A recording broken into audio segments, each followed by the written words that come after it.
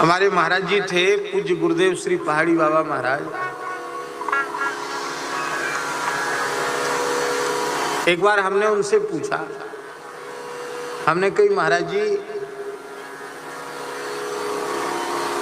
आपकी दृष्टि में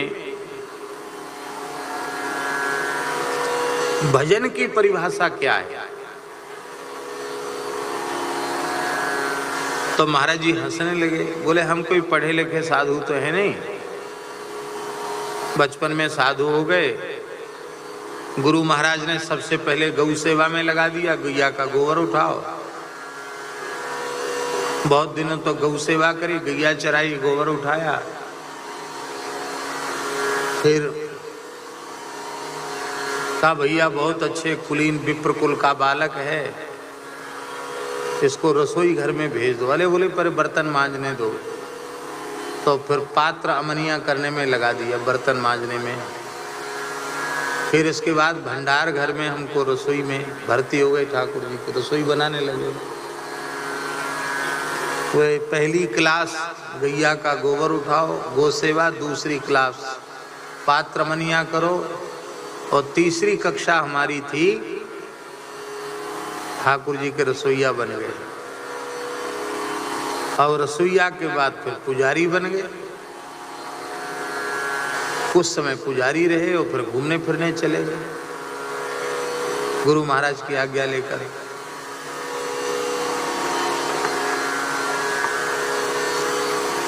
संपूर्ण भारतवर्ष का पैदल विचरण किया। अफगानिस्तान तक पैदल गए, बर्मा तिब्बत तक पैदल गए महाराज।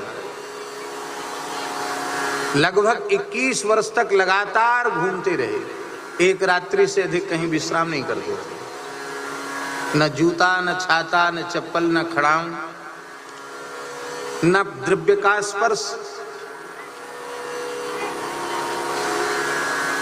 एक लंगोटी, एक ब्रह्मपात्र, एक कमरिया, बस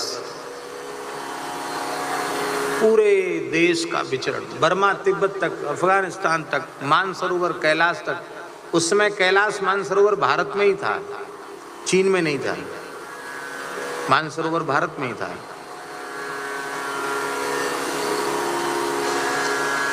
तिब्बत तक, अफगानिस्तान तक साधु संत जाते थे, जमातें जाती थी वहां तक।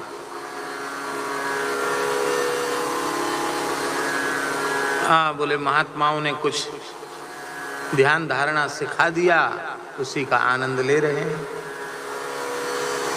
तो महाराज जी आप अपने अनुभव से बताएं। तो महाराज जी बोले बच्चा एक घटना सुनाता हूं मैं, इससे तुमको पता चल जाएगा भजन की परिभाषा क्या है।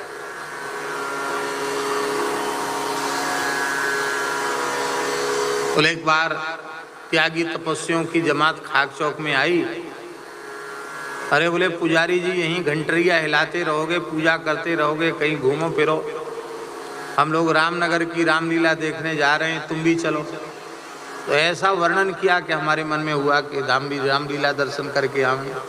अब गुरु महाराज से पूछे, कहीं गुरु जी ने मना कर दिया तो उनकी आज्ञा उल्लंघन तो होगा नहीं।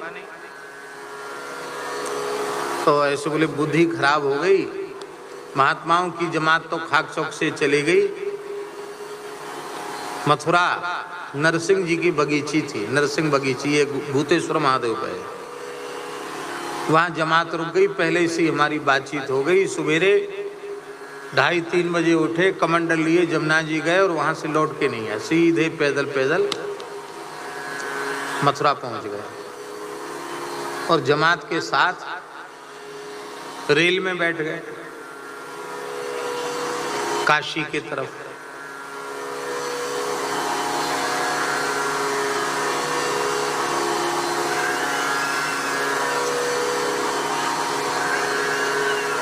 ये बात बहुत पुरानी बात है,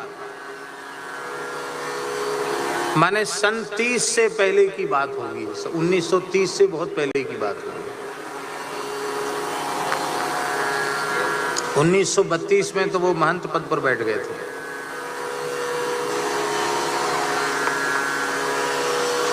तो अंग्रेजी शासन था, मजिस्ट्रेट चेकिंग हुई, फौज आ गई। विंध्याचल के बीच की बात है। मिर्जापुर विंध्याचल के बीच की बात है। अंग्रेजों की फौज आ गई, गाड़ी जंगल में खड़ी हो गई। कोई बंगाली अधिकारी था रेलवे का, चारू बाबू नाम था उसका।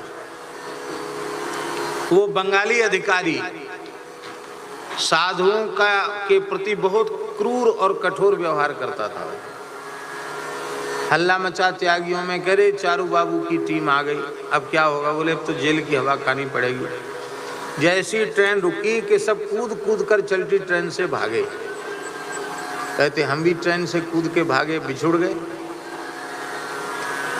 घोर जंगल, और जंगल में भटकते भटकते शाम हो गई। एक गांव में पहुंचे, गांव के लोगों ने ठहरने नहीं दिया। तो एक पहाड़ी के किनारे देवी जी की मढ़िया थी, मढ़िया के पास जाकर बैठ गए, बड़े दुखी थे। वहीं कुछ लक्कड़ इकट्ठे करके धूना चेता लिया कि आग के पास जंगली हिंसक जानवर नहीं आते हैं। अग्नि जला ली, बैठ गए। उसी समय एक व्यक्ति आया, ए बाबा यहाँ क्यों बैठा है? ये देवी की मढ़ी पर रोज शेर आता है और साधुओं को खा जाता है। भग जाओ यहाँ से, चले जाओ यहाँ से। महाराज जी बोले गांव में लोगों ने घुसने नहीं दिया और यहाँ शेर खा जाएगा तो हमारे कोई आगे पीछे रोने वाला है? भाग जाए यहाँ से। कहाँ जाए? बैठ गए। अब बोले शेर आवे चाहे नहीं आवे, शेर के डर के मारे नींद चली गई। दिन भर के थके दौड़े थे, लेकिन शेर खा जाएगा इस डर के मारे नींद गायब। भूख प्यास नींद सब गायब।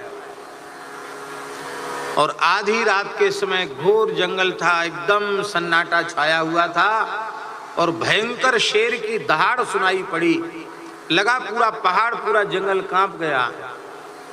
अब तो पूरी रात कीर्तन अपने आप शुरू हो गया। राम राजा दुख भंजन, गोविंद गोपाल गोविंद गोपाल, भज नारायण भज नारायण।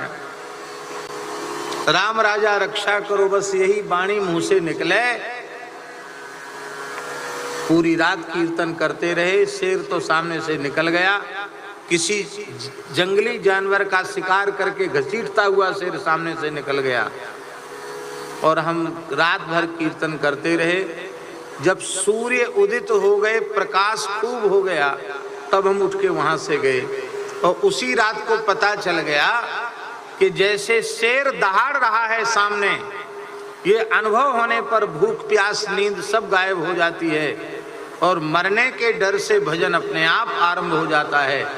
ऐसे ही जब जीवन में यह अनुभव हो जाएगा कि काल रूपी सिंह सामने खड़ा दहाड़ रहा है, कब अपना ग्रास बना लेगा पता नहीं है, कि अनुभव जिस दिन हो जाएगा उस दिन अपने आप भजन आरंभ हो जाएगा, भजन होना शुरू हो जाएगा। तो बोले मेरे विचार से मृत्यु सामने खड़ी है, ऐसा अनुभव करना, इसी का नाम है भजन। व्यक्ति अपनी मृत्यु को भूल जाता है, इसलिए उसे भगवान की विस्मृति हो जाती है।